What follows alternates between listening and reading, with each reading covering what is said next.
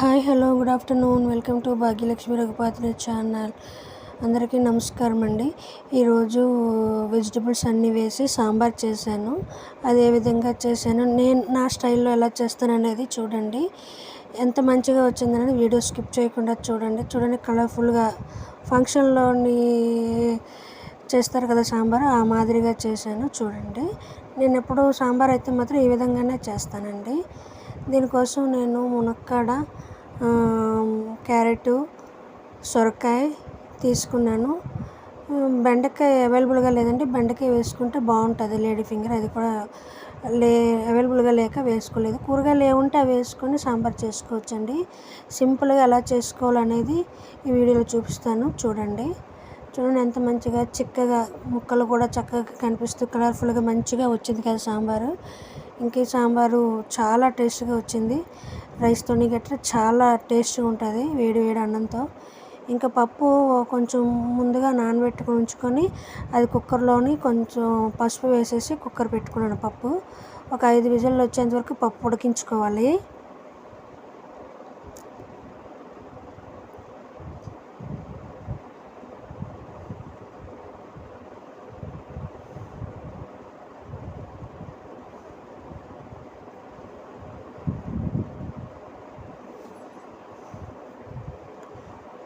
పప్పు ఒక 5 విజిల్లు వచ్చేంత వరకు ఉడికించుకున్న తర్వాత చల్లబడిన తర్వాత కుక్కర్ తీయాలి. ఓపెన్ చేసి బాగా స్మాష్ చేసుకోవాలి పప్పు.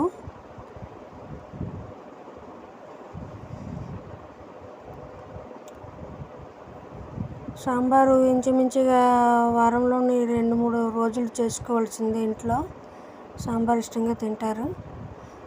నాన్ వెజ్ అప్పుడు నాన్ వెజ్ కంపల్సరీ ఉంటుంది. ఇంకా నాన్ వెజ్ తినని రోజుల్లో సాంబారు పక్కాగా ఉండాల్సిందే.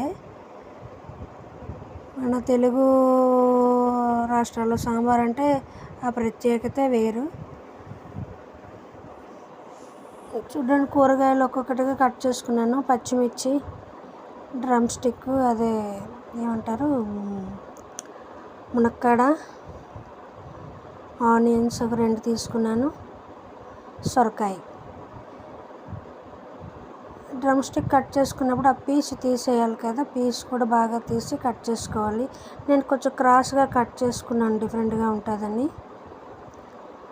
క్యారెట్ కూడా అట్లా క్రాస్గానే కట్ చేసి పెట్టుకున్నాను.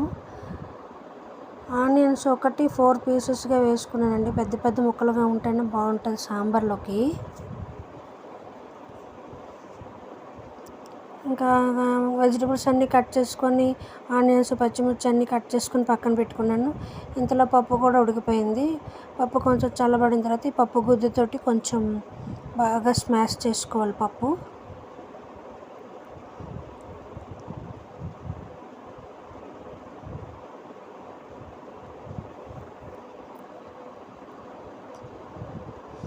కుక్కర్ ఎప్పుడు కూడా వేడివేడిగా ఉండేటప్పుడు ఓపెన్ చేయకూడదు, పేలిపోయే ప్రమాదం ఉంటుంది.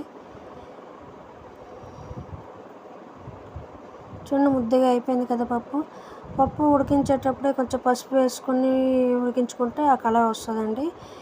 ఇంకా వేరే గిన్నె పెట్టుకొని అందులోని ఫస్ట్ ఆయిల్ వేసుకొని, ఇదే అండి, అందుకే స్కిప్ చేయకుండా చూడమని మీకు చెప్పాను. అందుకేను అందరూ ముక్కలు పప్పులో వేసి ఉడకబెట్టేసి తర్వాత లాస్ట్లోని పోపు వేస్తారు. అట్లా కాదండి, ఈ విధంగా చేసుకోండి, చాలా టేస్ట్గా ఉంటుంది. ఆయిల్ వేసుకొని అందులో పోపు దినుసులన్నీ వేసుకోవాలి. ఆవాలు, జీలకర్ర, మెంతులు, ఇంగువ, గార్లిక్, కరివేపాకు, రెడ్ చిల్లీ అన్నీ వేసుకొని ఒక్కొక్కటిగా వేసుకొని పోపు వేసుకోవాలి.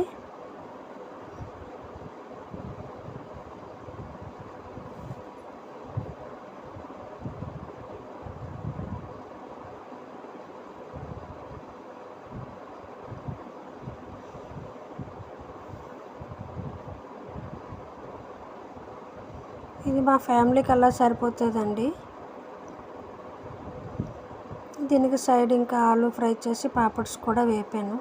సాంబార్తో ఆలూ ఫ్రై అంటే ఆ కాంబినేషన్ ఇంక వేరే లెవెల్ కదా. పోపులు చూడండి బాగా ఫ్రై అయింది కదా. ఇప్పుడు కూరగాయలన్నీ అందులో వేసుకోవాలి. వెజిటబుల్ ముక్కలన్నీ అందులో వేసుకోవాలి.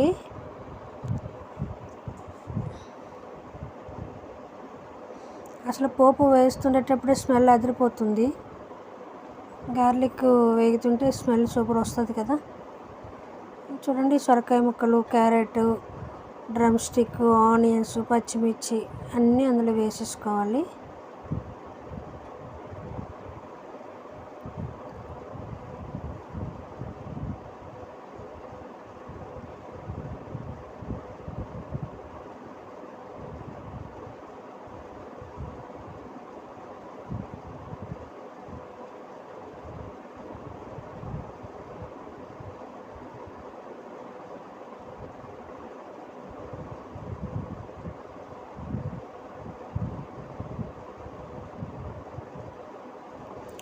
ఇంకా బాగా కలిపేసి కాసేపు పచ్చిపోయేంత వరకు ఫ్రై అవ్వాలండి. కూరగాయలంతా ఈ ముక్కలన్నీ మంచిగా పచ్చిపోయేంత వరకు ఫ్రై అవ్వాలి. మరీ డీప్ ఫ్రై అయిపోయే అవసరం లేదు. పులుసు అన్నట్టు అదే సాంబార్కి మరి డీప్గా ఫ్రై అయిపోయే అవసరం అయితే లేదు. కొంచెం పోయేంత వరకు వేగితే సరిపోతుంది. ఇంకా టమాటా వేసుకొని, టమాటాలు కూడా పెద్ద పెద్ద ముక్కలుగానే వేసుకున్నాను. 1 టమాటా వేసుకున్నానండి, ఎక్కువ వేసుకోలేదు. ఎందుకంటే చింతపండు కూడా వేస్తాం కదా, టమాటాలు పులుపు ఇంకా చింతపండు కూడా ఎక్కువ పులుపు అయిపోతుందని 1 టమాటా పెద్దది వేసుకున్నాను. ఇంకా దాని మీద పసుపు కొంచెం వేసుకొని, పసుపు కొంచెం ఎక్కువే వాడతానండి. పసుపు వేసుకొని, కారం, టేస్ట్కి సరిపడ్డ సాల్ట్ వేసుకొని మూత పెట్టేయాలి. కలపకూడదు, టమాటాలు ఎప్పుడు కూడా వేయగానే కలపకూడదు కదా, మూత పెట్టేసేయాలి.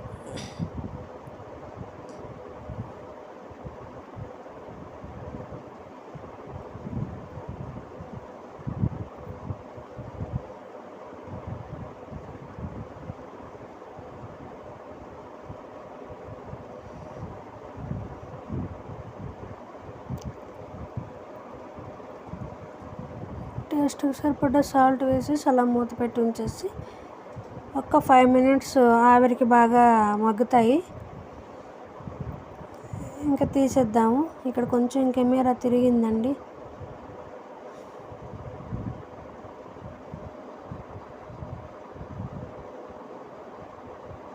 ఇంకా బాగా కలిపేసుకొని, టమాటాలు గట్టా దగ్గరికి మగ్గిపోయాయి కదా, ఇప్పుడు బాగా కలిపేసుకొని అందులోని ముందుగుండా నానబెట్టుకొని ఉంచుకున్న చింతపండు రసం వేయాలి.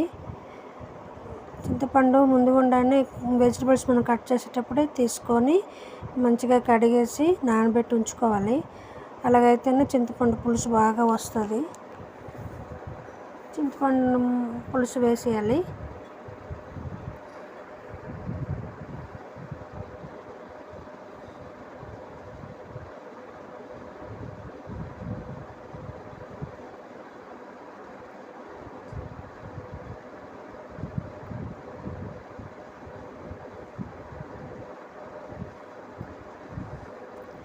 కొంచెం వాటర్ పోసుకొని కలిపేసి కాస్త మరగనివ్వాలి.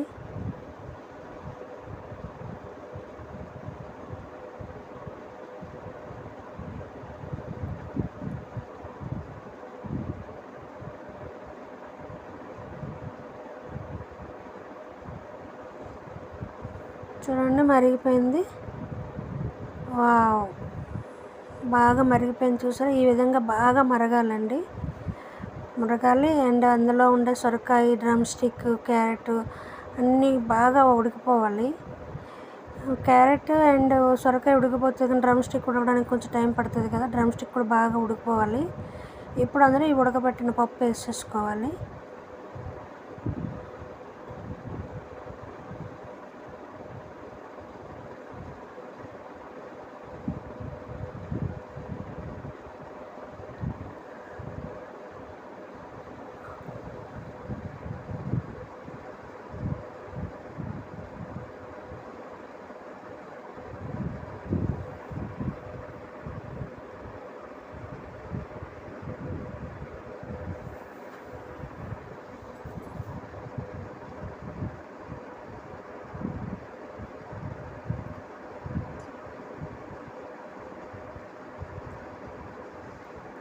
అయిపోయింది, సాంబార్ రెడీ అయిపోయింది. కొంచెం సాంబార్ పౌడర్ వేసుకోవాలి ఫైనల్లీ.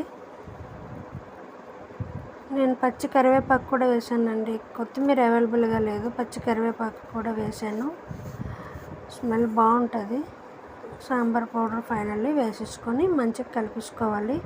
పౌడర్ బాగా కలిసిపోయేలా కలపాలన్నమాట.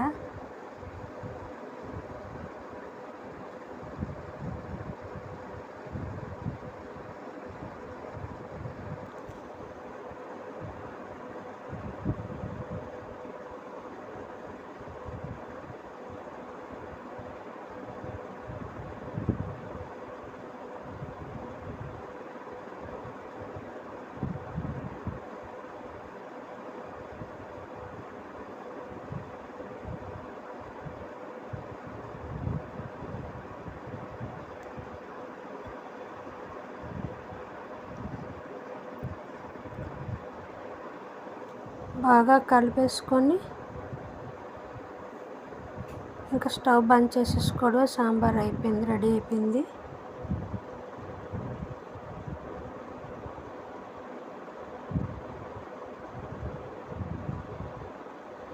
ఇంతేనండి, ఈజీగా సాంబార్ రెడీ. ఇంకా వేడివేడి రైస్తో సూపర్ ఉంటుంది. అండ్ ఇడ్లీతో కూడా సాంబార్ చాలా బాగుంటుంది. ట్రై చేయండి ఈ విధంగా. నేనైతే ఈ విధంగా ట్రై చేస్తాను. ఈ వీడియో మీకు నచ్చితే లైక్ చేయండి, షేర్ చేయండి, సబ్స్క్రైబ్ చేయడం మాత్రం మర్చిపోకండి. Thank you for watching. Bye bye.